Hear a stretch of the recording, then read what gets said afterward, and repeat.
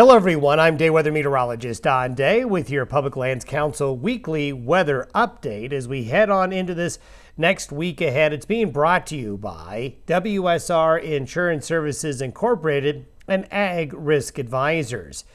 Well, folks, this is what we're watching for you. We talked last week about a storm coming into the west, and some of you, not all of you, but some of you got some badly needed precipitation. We'll show you where. We're going to have more chances. November is off to a cold and unsettled start in the west. The next 7 days, the first full week in November, will be colder, and there's going to be a lot more weather than we've seen in a while. Livestock interests should be prepared for colder temperatures and precipitation at times. Of course, this is a good news, bad news situation, right? Desperately need the moisture in many areas, but kind of don't want to have to deal with winter weather. But with the good will be some bad. Nonetheless, this is a pattern change that we really needed to see.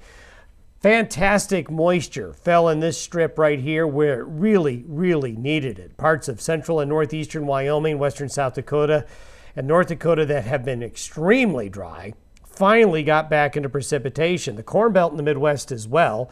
The western mountains of Colorado doing very well. And we're going to see this general trend here in the west continue to get colder and unsettled. And the good news, this is the latest drought monitor. Still have severe drought in this northwest strip right here. But as you just saw with this precipitation, that lined up very well with some of the real severe drought conditions. Not everywhere, but it did hit an area that really needed it. What we'd like to see is a system focus in on this area right here and other areas that are really dry. This part of the drought conditions will see rain. Have seen some, more's coming. So there is a trend that is now reversing.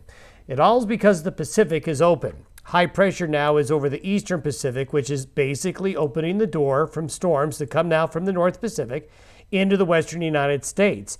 This big high in the east will cause the storms to be slow moving and get bottled up in the nation's central and western areas. So this is Monday, this is Wednesday, and this is by next Saturday. So low pressure systems, 3 of them, will be influencing the weather. And the end result is this.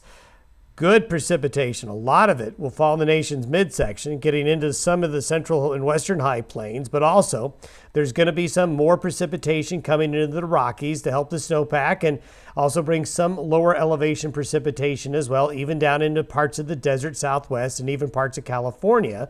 We'll get into the action, the Pacific Northwest as well. Temperature-wise, this is what we mean about a trend change to colder conditions. The warmth now will be on the other side of the country relative to average, and the cold will be in the west. And we think this will go on not only for this week, but for the next week after that. And look at the snow chances.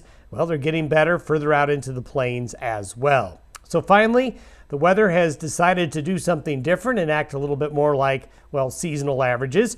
And we'll see that throughout the month of November. Have yourself a good week ahead.